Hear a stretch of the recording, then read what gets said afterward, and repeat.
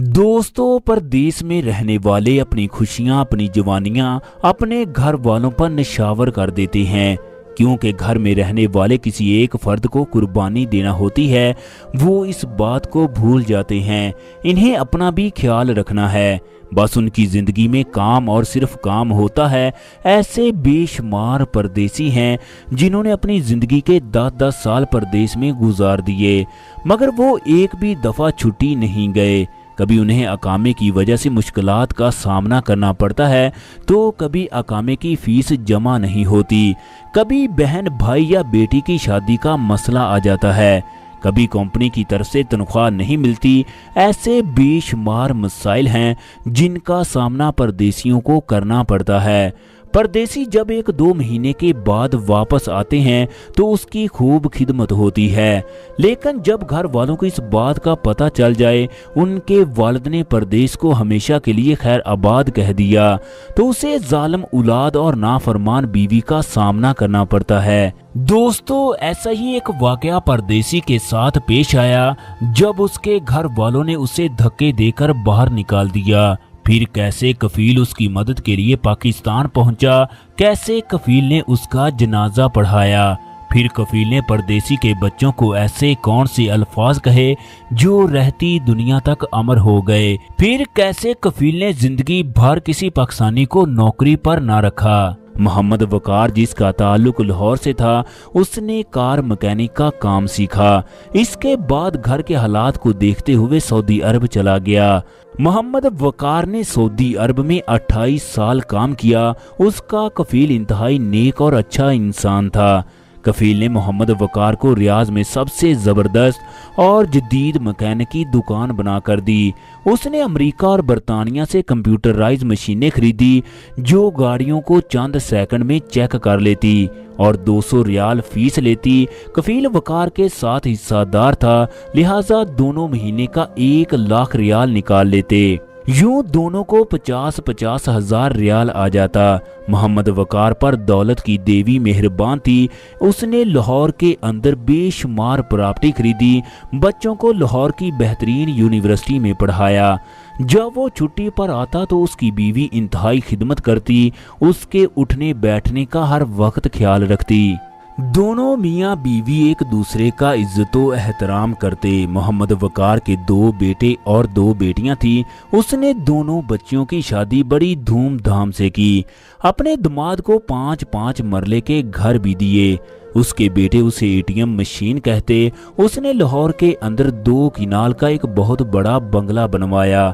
वो उस बंगले को अपने ख्वाबों का घर कहता। दोस्तों, वक्त बदलने में देर नहीं लगती। वकार के दामाद ने जहेज में दिए घर को फरोख्त करके कारोबार करना शुरू कर दिया। कारोबार में नुकसान हुआ, जिसकी वजह से दोनों दामाद दोनों बच्चियों को तंग करने लगे।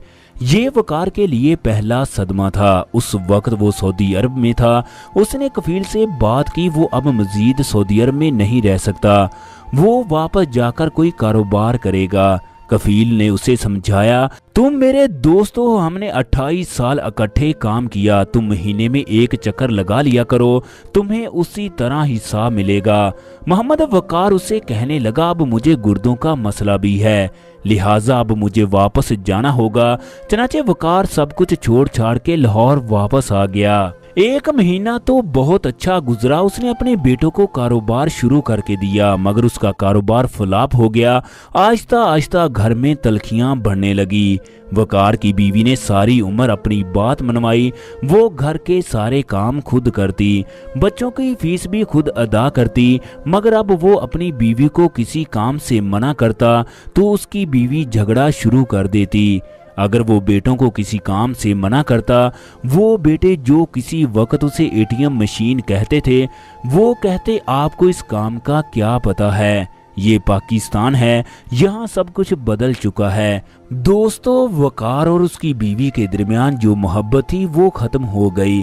दोनों एक दूसरे को बुलाना भी पसंद नहीं करते, जबकि बच्चे वालदा की साइड पर थे। वकार ये सब कुछ देखकर बहुत परेशान होता। मैंने इन बच्चों के लिए अपनी जवानी परदेश में गुजार दी, जबकि ये बच्चे मुझसे मशवरा भी नहीं करते। ये बच्चे मेरे लिए ये भी अल्फाज अदा नहीं करते, हमारे बाप ने हमारे लिए बहुत कुछ किया है। इसके बाद वकार ने खुद एक कारोबार शुरू किया, मगर ना तजर्बाकारी की वजह से वो कारोबार भी फ्लॉप हो गया। घर में बेबरकती की वजह से 1 साल के दौरान सब कुछ खत्म हो गया। अब उनके पास 4 करोड़ का एक बंगला रह गया।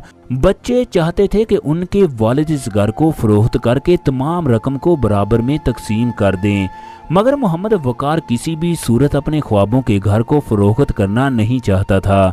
आए रोज इस मामले पर बच्चों के दरमियान बहस होती। चनाचे रिश्तेदारों के असरार पर उसने घर को फरोख्त कर दिया।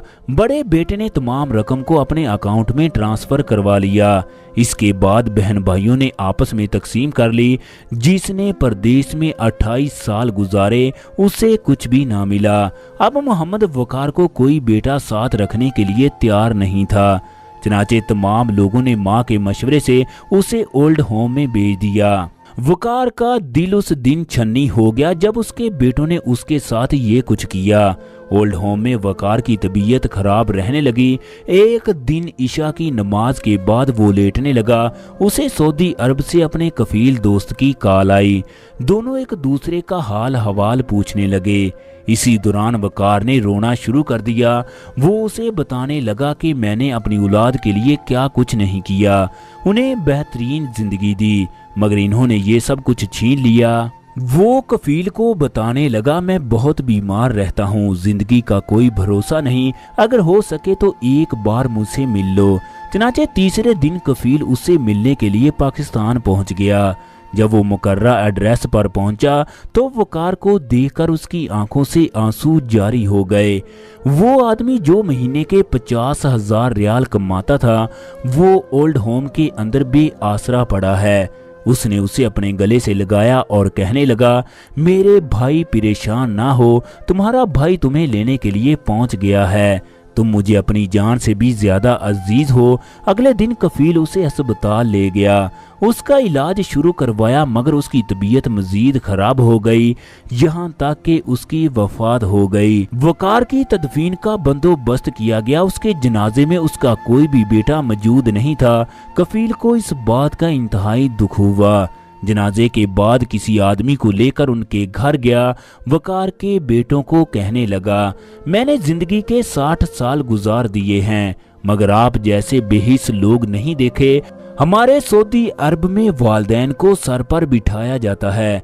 जिस बाप ने तुम्हारे लिए दिन रात एक कर दिया, उसने दिन का सुकून नहीं देखा। तुम लोगों ने उसके साथ क्या किया? क्या इस मुल्क में वालदैन के साथ ऐसा सलूक होता है? पाकिस्तान में इस कदर गिरे हुए लोग मौजूद हैं, मैं सोच भी नहीं सकता। तुम लोगों ने अपनी दुनिया और आखिरत तबाह कर ली। इसके बाद सऊदी कफील वापस चला गया। उसने रियाज में मौजूद अपनी दुकान का नाम मोहम्मद वकार मैकेनिक रखा। दोस्तों, 80% परदेशियों के साथ ऐसा होता है। हर परदेशी को अपने घर वालों को ये वीडियो लाजमी तौर पर सेंड करनी चाहिए। आखिर में दुआ है, रब्बे करीम कफील को उसकी नेकी का अजरे अजीम अता फरमाए।